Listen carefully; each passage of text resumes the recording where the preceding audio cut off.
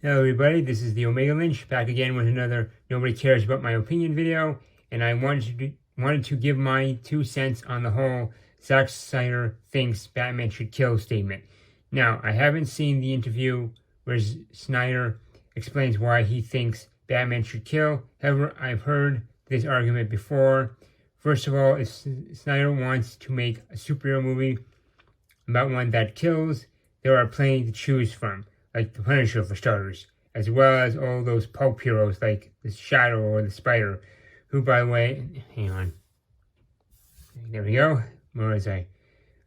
Who, by the way, is one of the most miserable superheroes I have ever read about.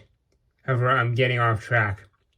Yes, I disagree with Snyder. If Batman killed every villain he came across, then he would have no more villains to fight, and the story would come to an end.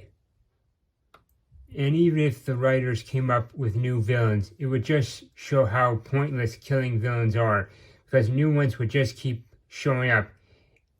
Take the Punisher, for example. He's been killing crooks for years, and he's still doing it. Also, Scott Snyder kind of covered this in his Batman run. In Death of the Family arc, Bruce explains that the reason he doesn't kill the Joker is because he's worried that the city itself would send someone to replace the Joker, someone worse. On top of that, in the Dark Metal arc, we get a look into alternate realities where Batman does kill and ends up becoming a serial killer. So yeah, it goes to show how little Zack Snyder knows about Batman or any of the DC characters. Also, Batman vs. Superman, what a boring movie, with one only good fight scene in it, where Batman takes on a group of thugs to save Superman's mom. Anyway, enough about that. I also wanted to talk about the anime crossover event that will have Kengan Ashura colliding with Baki Hanma. Now, supposedly this is going to be a real thing. It's going to be interesting to see how they do this, because both animes handle their fights differently.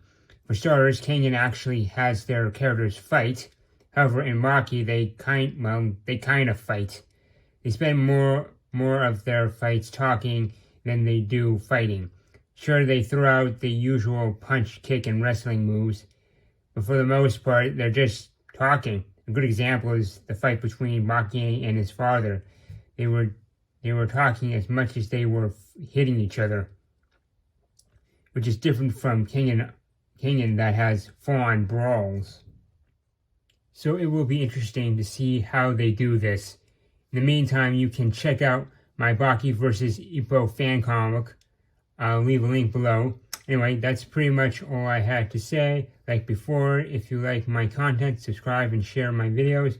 You can also support me by buying one of my books. I will try to leave a link below. If not, plenty of videos have links. Thanks for watching, and hopefully we'll see you again.